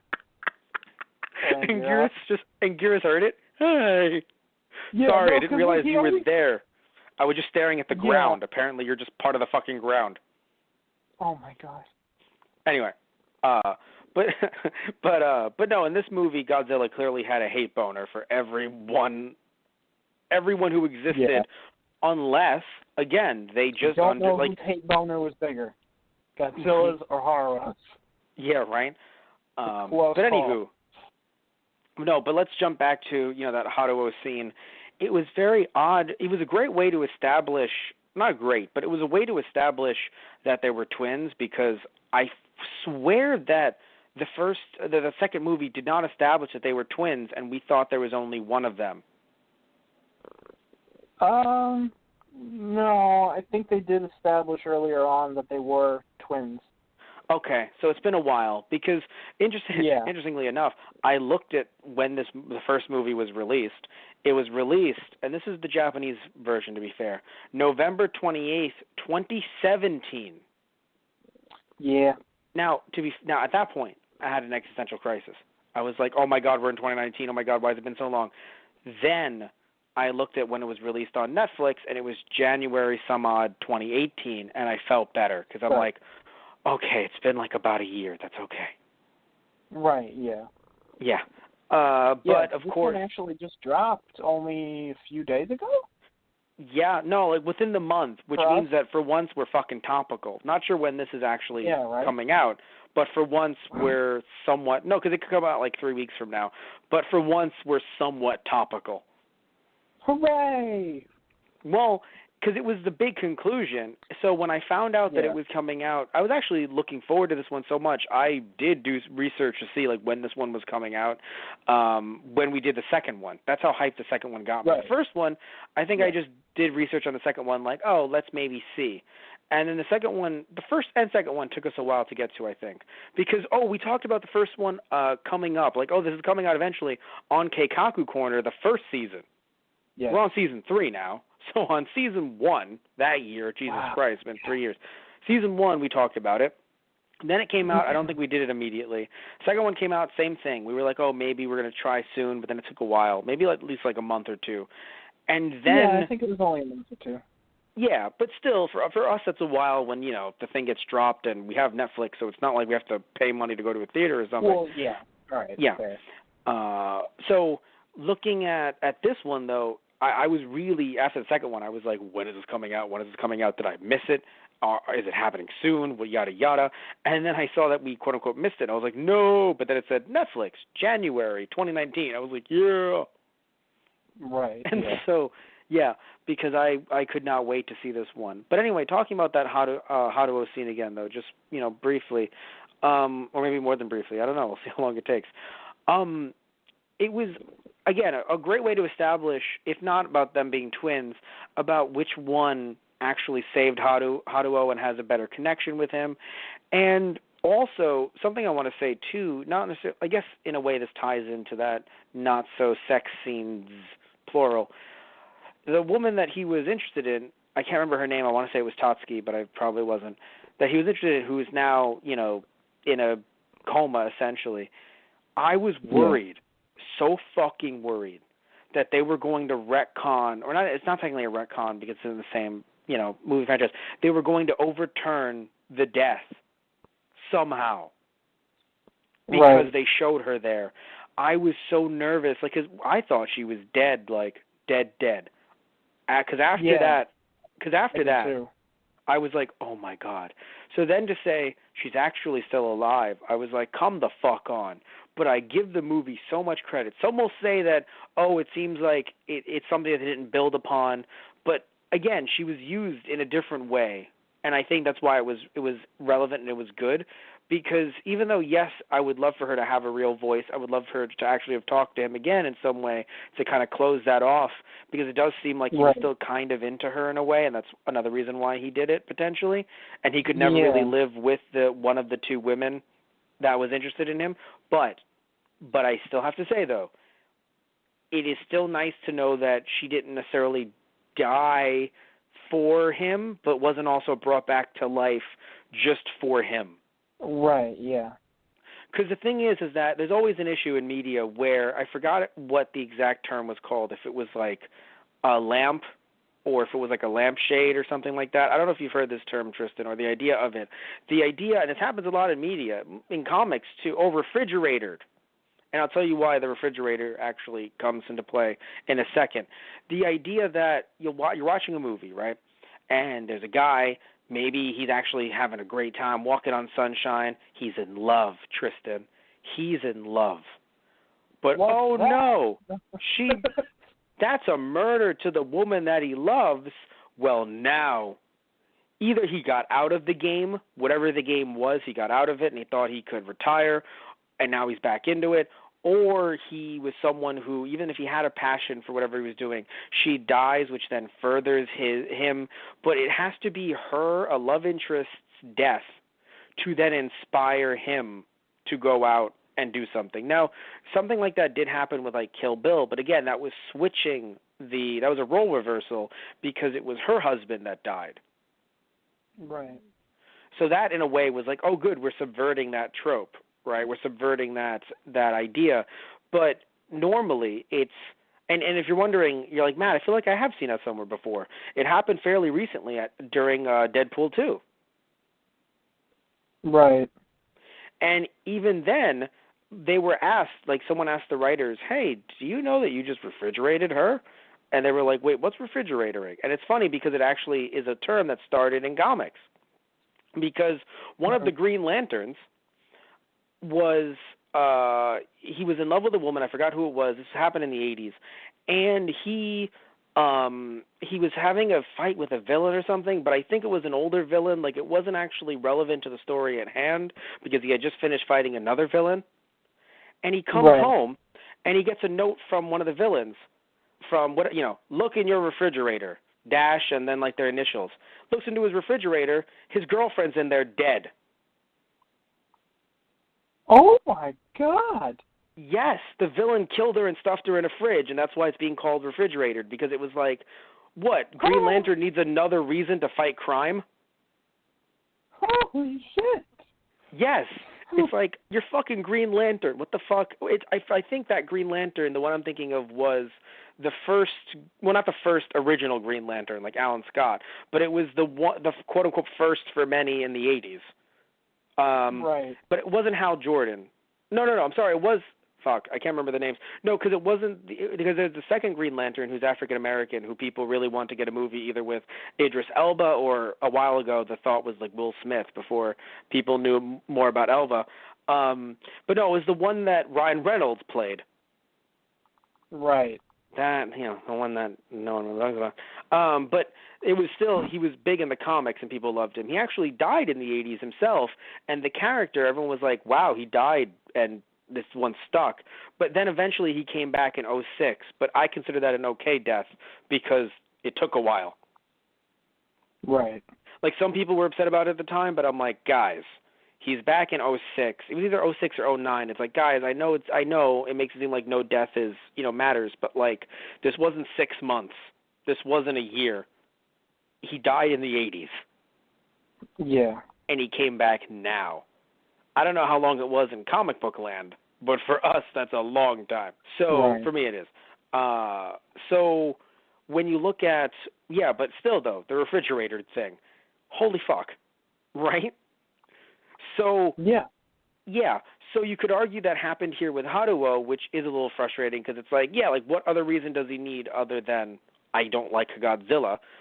But I do have to admit, though, I'm happy they at least stuck with it, and they did not turn it back just to give Haruo some either happy ending or some feeling of like, and now my life is complete because she's here. Because it showed just as easily he could find love elsewhere. So in a way, I'm happy they didn't, even though she did scream at the end there, it didn't feel like refrigerating, and I know I might not be the best authority on this, but it didn't feel like a refrigerating situation because in this movie, she was not even the main focus. Now, some would say, but it feels sucky that, she just kind of got cast aside, but it's just interesting that she was not the main focus of his rage throughout the movie. It wasn't like no one even said, oh, and what Godzilla did to her. Yes, he had a flashback with her, but he had a flashback with every other person as well that died either directly by Godzilla's hand or secondhand. Right. So it's actually, because if it was refrigerating, he would be talking about her every single fucking minute as if, as if his grandfather wasn't an issue, as if this was the push that he needed. It's like, no, arguably this would push him farther into the dark side. Yeah. But thankfully, but almost he did. was, what? Almost did. Yeah, right? So arguably what's good about this, and I don't know what you would call this, is that it's the exact opposite of a refrigerating situation because this would have pushed him into a bad path rather than a good path. You could still say it's an issue because it's a woman's death pushing it, so you could argue maybe it still is under refrigerating, but I'm under the impression that the refrigerating thing it's pointless, you could say, yes, but it also pushes someone towards a path of doing something that is like the required thing, i.e., oh no, now Green Lantern has to avenge her and fight more crime. Yeah, because he was going to just quit yesterday. Like, no, he fucking wasn't. He's Green Lantern. Right. So you see what I'm saying? Like Deadpool, even though, yes, you could argue he was going to quit, but still, though, it's like he's still Deadpool, though, would he actually have, he hung up the mask, let's say, but if he saw a woman getting hurt on the street or something, or a little girl getting harassed or some shit like that, would he have been like, well, what am I going to do? I'm not Deadpool anymore. Right. No, we saw from the first movie, going with the movie verse, we saw from the first movie, he would do something about it. Right. That's why people are like, why did Vanessa have to die? Was he really going to just be like, I don't fucking care, I guess she'll die, whatever, to a random person on the street? That's why people talk about refrigerating. Granted, there's that sort of got retconned in the same movie. I don't know if it's a joke or not. We'll see if we ever see Deadpool again. But But still, though, in this case, I think it was something that could have started off that way, but it definitely not only stuck its course with her staying dead, in this case, with this film, like it could have been a refrigerating moment, but thankfully you stuck the course of both not bringing her back to life and not making her the main focal point of his rage. Right. And it was great. So I think that's, even though, yes, it does suck that she kind of felt erased from the movie, still, but still keeping her alive or saying she's alive did matter later on with that big moment, that big reveal of, oh, she could be used for the greater good. And it's like, she's a fucking human being. Holy shit. She's not a fucking battery. Yeah. Yeah. So anyway, no, I think there's a lot of interesting themes in this movie that I'm not saying that they wouldn't have brought up in a Toku film, but again, we've talked about this before, there's only so much you can do in a movie that's, an hour and 20 minutes long than you could do with 3 films like this. I think I think the only sad thing, and it's not about these films necessarily, it's more about its distribution process, is that it's only available on Netflix. Yeah, that's true. Because I would love to, support Toho, and maybe it will be eventually available, like after they release all 3. I will say this much: I know who probably, if Netflix is involved in this any more than they seem to be, because I don't know if Netflix is actually involved in this. Yes, it says Netflix original anime, but Hulu does the same thing, and they're not looking at Black Mirror, right? Black Mirror now is a Netflix show. But it technically isn't an original show, and it didn't start off on Netflix either. So, but when they call it a Netflix original, we have to just be like, yeah, of course it is. Right. It's like, no, it's technically not. So I don't know how much involvement Netflix has with this, if they actually own even the DVD distribution rights, and then they just will never release them, or if they, of course they paid so much for streaming that, it's like we're quote unquote overpaying. Some would say we're quote unquote overpaying, so you will never put this out on DVD in the U.S. Maybe, I don't know, but I will say this much: if Netflix, if DVD rights, home video rights are allowed, but Netflix has some type of say in it, maybe they're on the production committee, I can tell you what company would not be getting those rights. Funimation. I don't think Netflix would want to work with Funimation after some recent comments made by their CEO. Yeah. Right. It was about Evangelion, and you and I talked about it on Keikaku Corner, a podcast that you and I do. We talk about, weekly anime, manga, comic book, news topics, things like that. So I think after those comments, Netflix in general would be like, well, I don't know if we want to work with Funimation. But, I mean, Viz could come up and take it, perhaps. Right. Yeah. Yeah. I just hope that it would happen, because I would love to be able to support Toho, and also, just, look, I get that disc rot happens. Don't get me wrong. I do get it. But tomorrow, if there were no rips of this online, which I'm not saying I endorse piracy, but if there were no rips of this online, tomorrow this could just, snap our fingers, maybe Netflix, not Netflix as a whole dies, of course, but Netflix goes, ooh, we got to cut back. And then, I mean, it wouldn't be tomorrow most likely, but like in a year or 2 from now, because, the license comes back up, and it's like, do you want this again on your service? And they're like, no. And then just gets whisked away.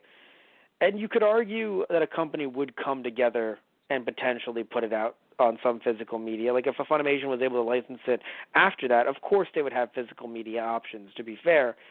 But I don't know. It's just one of those things where if it's not archived, and again, I'm not supporting piracy, but if it's not archived, you worry about, can I see this in 5, 10, 20 years from now? Yeah. No, yeah. I would be worried too. Yeah. Because I would really like to have this, because I really enjoyed this trilogy a lot. Yeah, no, I did too, and I think something that I enjoyed as well is that look, I love hyper-violent 80s OVAs, but while there was some more blood in this, I do like that they, and there was, yes, one of the girls did undress. There was nothing about it that seemed so risque in some way or another, and some might call it plain or vanilla toast in that sense, but I do like that the themes, like, you were able to sit there and actually think about this X, Y, or Z, but not have to have too much, like, gore or sex in your face. I would have wanted them to have sex, don't get me wrong, but I didn't need to see any of it. Right, yeah. Yeah. Yeah, it's funny, like, you talked about your angle on it a bit. I was afraid at first when it looked like that was about to come into play. I'm like, 'cause you're, yeah, guys, it's like, get Haru out of here. We need to have Memphis not use him as a prop piece for summoning Ghidorah. How do we get him out of here?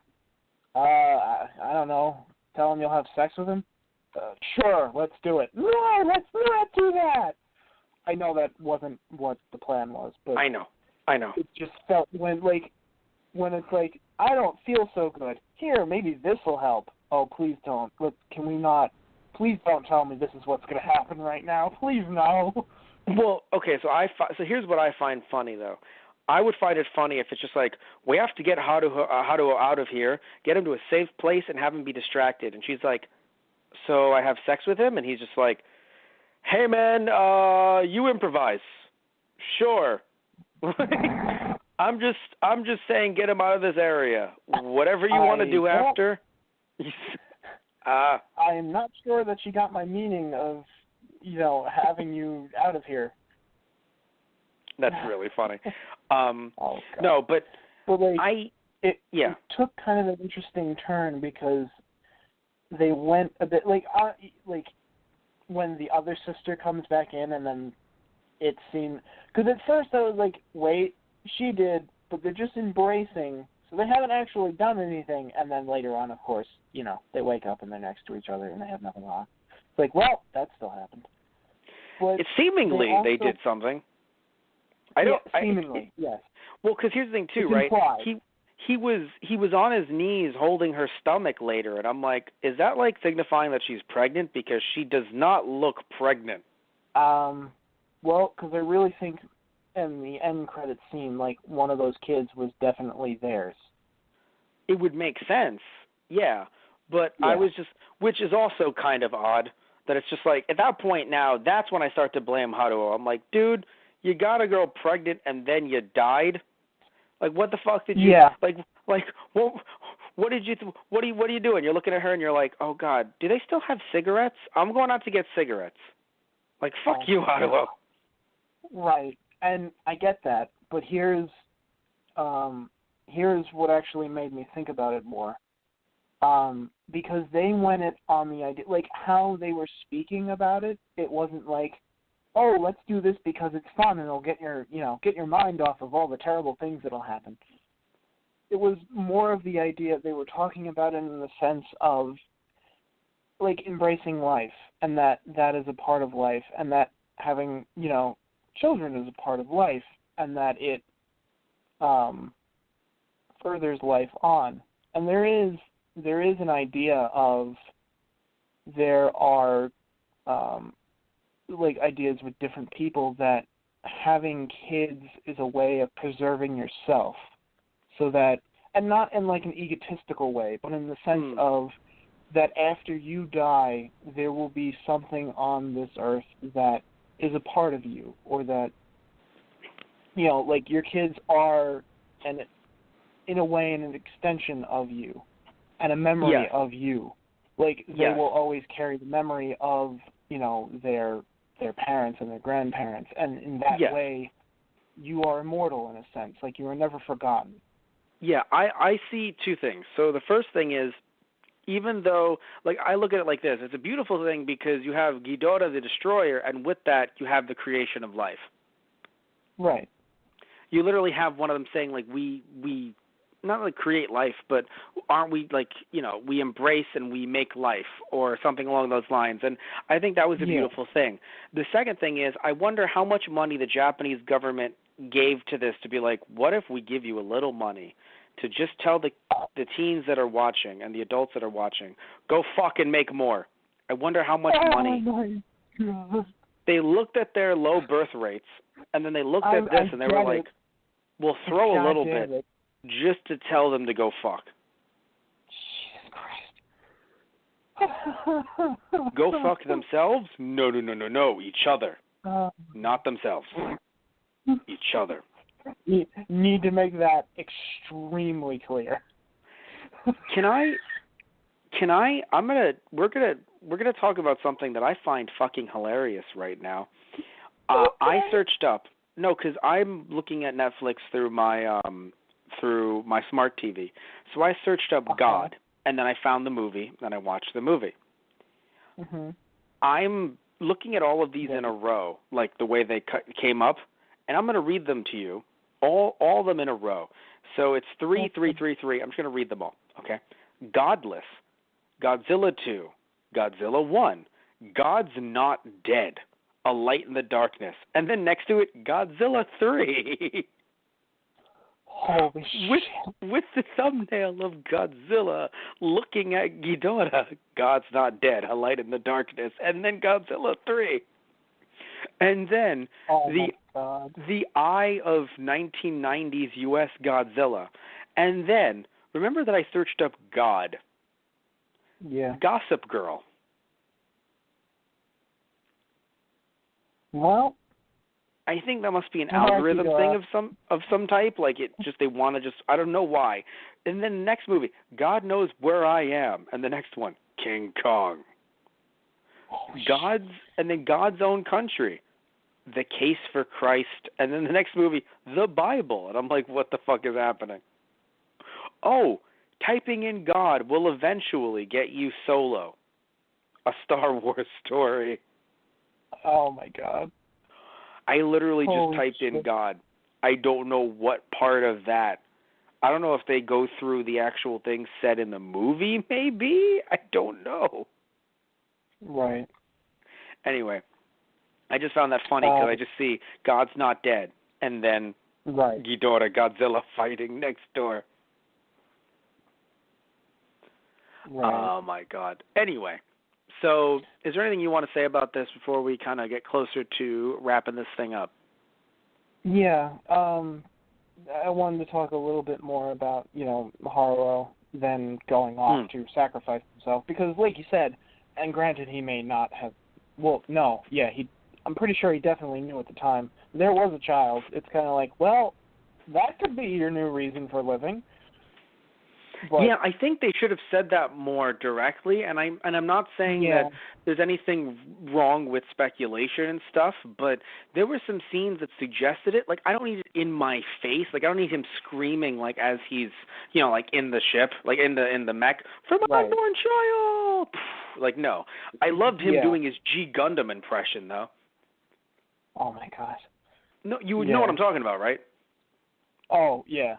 My anger, my pain, and all of my sorrow. Yeah.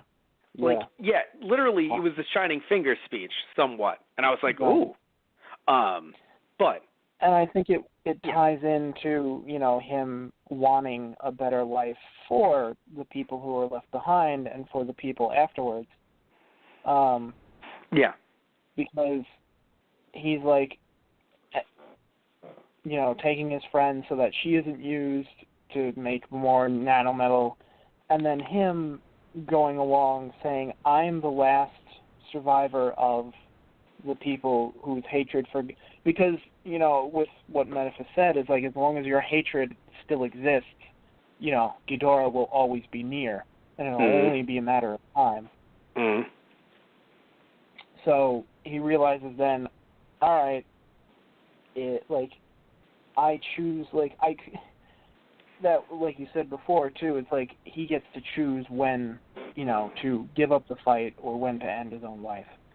And he did it with purpose, though. It wasn't like with Menaphis, no, do it to end all your suffering. It's like, no, I'm doing this because there's a purpose behind it, and because there is a weight to my life.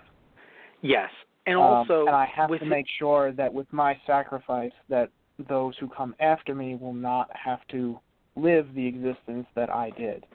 And what's and beautiful, he goes out. yeah. It was beautiful, and the fact that Godzilla, like even throughout this movie, and even in the last one too, Godzilla has this different look in his eyes. Like it's a very almost soft, and there's a very human element to the look in his eyes, because he's got big pearly blue eyes. Like he really doesn't look as monstrous when you just see his eyes. It's like that looks like the look of a thinking, feeling being.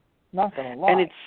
And it's so different than, I don't know about other Godzillas from other movies in Japan, because I don't remember much emphasis on the eyes in the first few that we've seen and reviewed.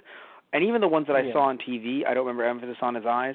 But how funny is it looking at promotional material for the U.S. version, that you look into his eyes and all you see is this hatred and this anger, and it's the difference between like U.S. promotion versus maybe like even Japanese promotion, where even looking at video games, you'll see like a U.S. character looking like spunky and like I have edge and attitude, and then you'll see like the Japanese redrawing or something, and it's like this cute little, maybe not chibi, but just cutesy character. I mean, look at the differences between Kirby. Right, like Kirby in the U.S., like on box art, he's like, and then in Japan, he's just like, yay, I'm flying in the sky, yay. So So, but the thing is that I found interesting with that is I think it's just getting to know him more and doing something that people in Japan, I think, pick up more. And I don't think it's a cultural thing, or I don't think it's a language thing. I think just people pick up more because it's just maybe I don't know how to explain it. Maybe it's the way it was marketed, because I know that we've seen some Japanese trailers for older Godzilla movies. But people will talk about the characteristics of Godzilla. Like, oh, here's how the character moves. Here's how he does this and this and that. And I think in the U.S. there's this idea that, like, oh, Godzilla, not necessarily as a force of nature, but taking the idea that he is a monster in the same way that people look at some animals. Like I'm saying, like you can see, like I think with the rise of social media, you could see like, oh my, like people will compare like like bears to dogs, like it's a giant dog or something, or like other animals to animals that we know, simply because we get to see them so much now that we could just see a bear rolling around in water and be like tee. Whereas with media the way it used to be before having social media and being able to see these clips, it would be like, oh, a bear might as well be Godzilla to us. Because, this bear is a monster. It's like it's an animal. In the same way that Godzilla is, you want to call him an animal or like a force of nature, like you don't look at the wind, and yes, people will sometimes characterize the wind as evil, or like the wind is like harsh or angry, or like, oh, the angry winds are coming in or whatever. But like, truth be told, it's just the fucking wind. Right? So like, again, tying it into this idea that like Godzilla not only being a force of nature, but also having characteristics that when we see trailers, we actually see like Godzilla with word bubbles, Japanese trailers. Right. But the U.S. ones are like, no, monster, monster, monster. And I think it's just been drilled into our head that like, oh yeah, he is another monster. And because he doesn't have dialogue like a Freddy Krueger, he's a lot more like a Jason Voorhees, where he's just an unstoppable creature. When you get to actually get to know him in these movies, you see that he has something different about him that I think can make this Godzilla different than some other incarnations. Right. And it's a beautiful thing to see through the eyes. A lot of things that people are realizing about animals just in our actual lives, too. Like, there is a mind behind, those eyes. Like, a lot of animals on our planet are a lot more... There's a lot more thought going on in that there is a sentient being behind that mind than what we give them credit for. Yeah. So there's that. And, oh, God, there was something else I wanted to bring up because you were bringing up some great points. Not even just about Godzilla. Although, getting to know him better through his eyes. And I love how when Haruo flies in at Godzilla with, the vulture and, and he says, burn away, the sins of our past and leave nothing, don't leave a single trace so that going into the future they can live a better life.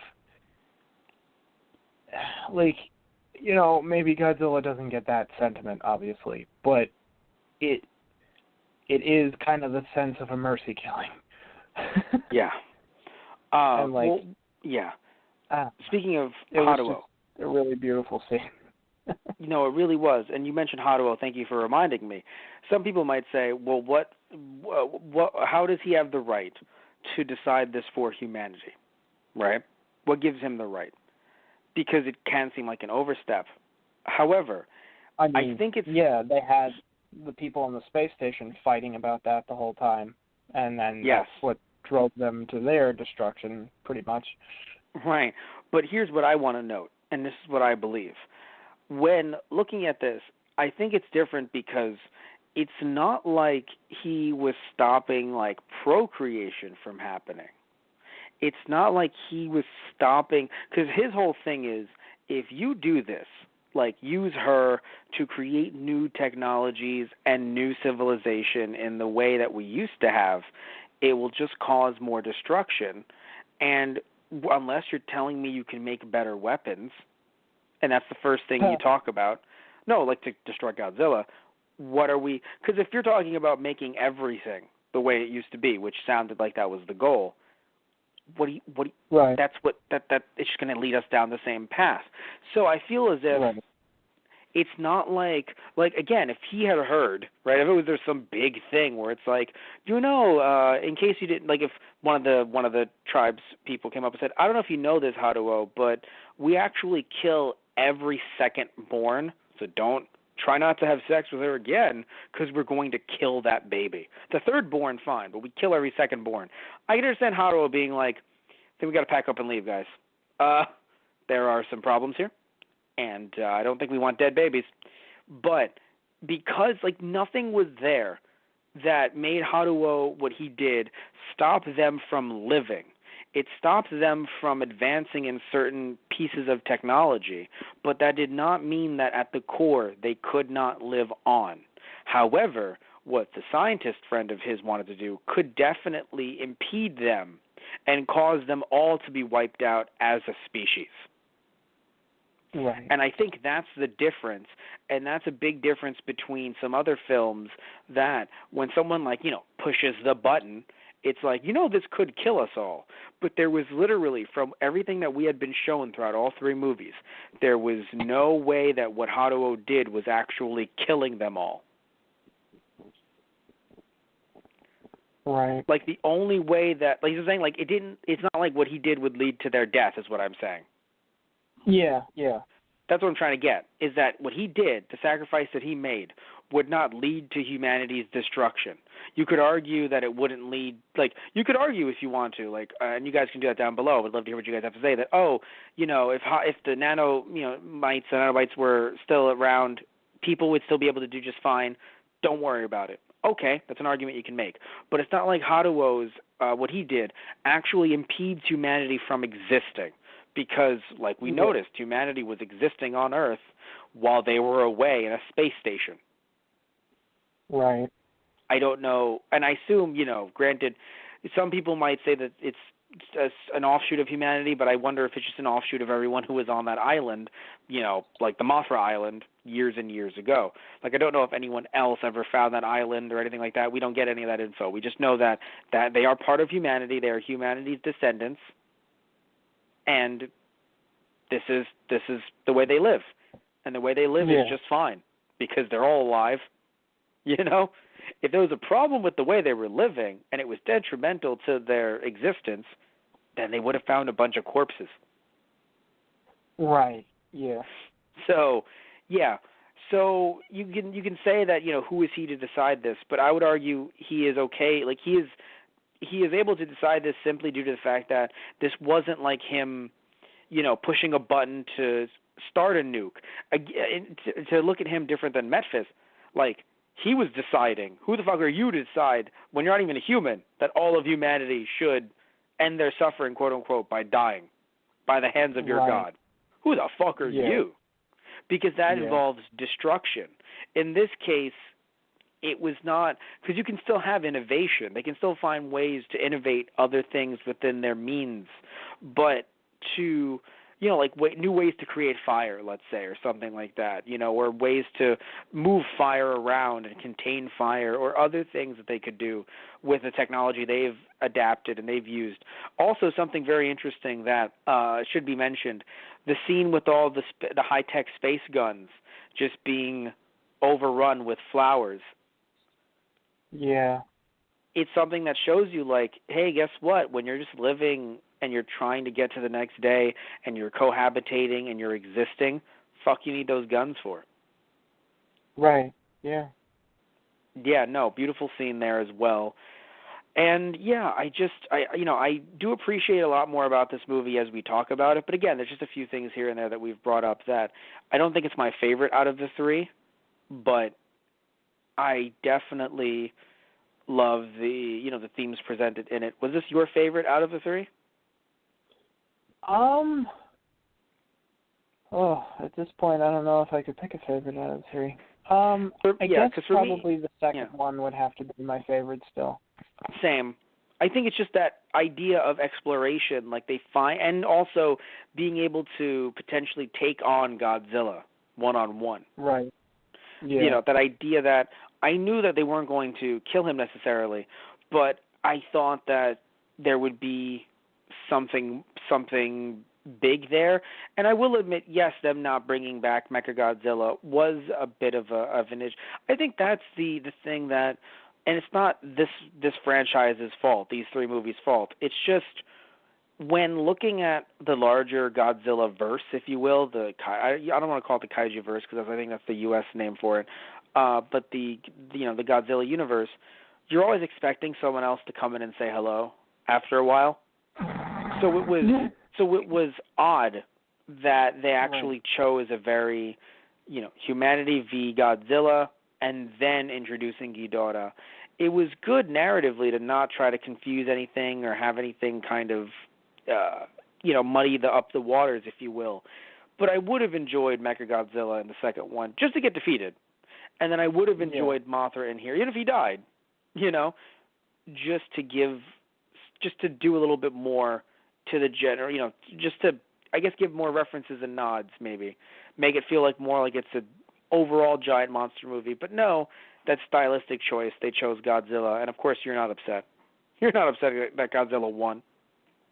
I mean, he beat Ghidorah, quote unquote. Yeah. Yep.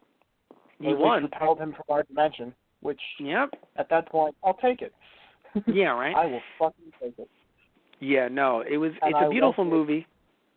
What? Yeah, I loved it when he shot that last beam. Like the other two, like he rips the jaws off one, smashes one of them with his tail, and then the other one's like, "No, I'm getting the fuck out of this dimension." And Godzilla just looks up like, "Where the fuck do you think you're going?" And shoots the beam into the fucking black hole. That was fucking beautiful. Speaking of Godzilla's eyes, him looking at Ghidorah and Ghidorah's eyes looking back, I hesitated. I was like, is he going to do it? And then he did. No, because there was a sense of, again, there was you could see kind of a sense of, I don't know if it's fear or sadness in Ghidorah's eyes, but there was definitely a sense of like, look, I must do this in Godzilla's eyes. Like, it's as if he didn't want to do it. Because there was a pause there with the final head when he shot it with the beam. Like, once he was shooting the black holes, there was, like, no hesitation. It was kind of just like, I need to actually turn my body to do this. I kind of felt the way I felt about it. It's like, I'll give him a head start, give him a few seconds, make him think he's got a chance to get in the way. Then I'll blow him up. No, dude, his eyes were like, I know. There was this feeling of not remorse. Maybe you could say remorse? I don't know if I want to go that far. But it felt like, again, this idea that, like, do you really think I want to fucking murder you? Like, dude, you look gorgeous. Right. But, like, you hurt me. Myself. I don't really want to blow you up. But you kind of left me without a choice. Yeah. When you call yourself the Destroyer and you come to the planet that I live on, and you're destroying. Yeah. I mean, it's basically like any animal. Like, yeah, like you could call an animal vicious and it attacks, but like no animal actually really wants to fight. They do when they have to, because there's always that sense of, I could become injured by this, and if I am injured, my expectancy for life goes down astronomically. Yeah, no, an animal hungers, and then they will eat for food, but it isn't malicious. Now, I will say, though, there is only one animal that I know that actually likes to fight, and I don't know what about it and what reason, like what compels it, but there is one animal that actually likes to fight, and this isn't like some setup to a really dumb joke. Betta fish. Right. Like betta fish will see their own reflection and slam into a fucking wall thinking that they are fighting another betta fish. Right, yeah. And they will die. So I don't know why. I'm not saying that there are no other animals like that, and I'm sure some of you guys who know fish down below are like, actually betta fish aren't so bad. But like again, like but mostly like we're thinking of animals like we're thinking of like lions and tigers and bears. Oh my, they're not sitting there like I want to fuck this thing up. It's just like I want to live. I want my cubs to live. So if I see you as a threat to them, I will go down fighting. Yeah. Or I'm super duper hungry and you are edible. You're not really what I usually eat, but guess what? There's no food in this area. So we're going to tussle. Like that can happen. But again, like you're right. Like this Godzilla, like it's not like Godzilla's going around.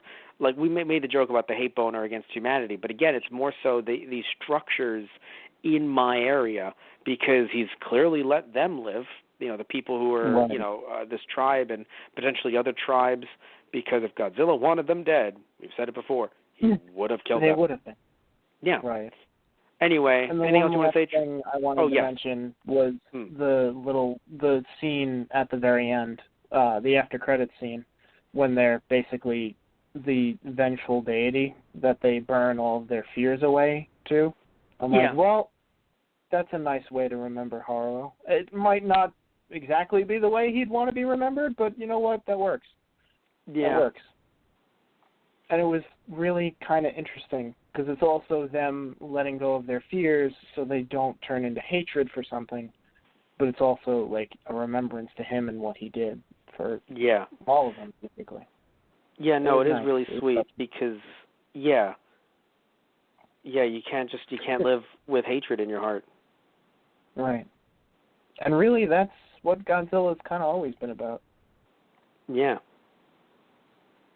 Pretty much. So I think that's where we can wrap this thing up. Thank you all so much for listening to these. Sadly, won't be doing any more of these, but of course we always do Anna Saturdays. Not every Saturday, sadly, but we do them on Saturdays when we can. At the very least, we try once a month. We do some Anna Saturdays. We talk about a bunch of different anime and stuff like that. So, thank you all so much. We also talk about on Friday Night Movies, talk about movies, and one set of movies that we've talked about over the years that we want to continue doing are Godzilla movies. So we haven't talked about the newest Godzilla yet, but honestly, with that new one coming out, maybe we talk about the 2014 one.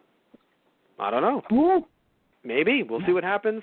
Either way, again, thank you all so much. I want you guys to know that if you're wondering, where else can we hear you? What other platforms are you guys on? Well, thank you so much for asking, hypothetical person.